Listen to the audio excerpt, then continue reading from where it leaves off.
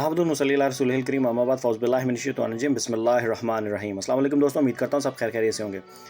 सबसे पहले तो देखें, स्टेट का कभी भी ये अमल नहीं रहा, गवर्नमेंट का कभी भी ये अमल नहीं रहा कि वो अपने ही लोगों को धमकाए, बल्कि उनके साथ चले, उनको राज़ी करे, उनको कन्विंस करे, उनकी मुश्किलात को दूर करे, उनको फ्रीडम ऑफ स्पीच दे, उनको हक़ राय दही का इस्तेमाल करने दिए, उनको स्पेस दे, उनकी सुने, उनके मसाइल को हल करें और उनके मसाइल को, उनकी आवाज़ को सलीके से सुनना चाहिए, ना कि धमकाना चाहिए।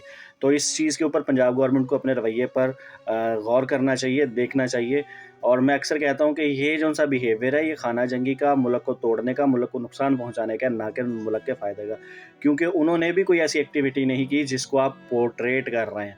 वो जिस वजह से पोर्ट्रेट कर रहे हैं, वो सब जानते हैं, एक चीज़। दूसरा, मिलियन डॉलर क्वेश्चन जो इस वक्त चल रहा है कि जनाब रिजवी बरादरान हैं कहाँ पर।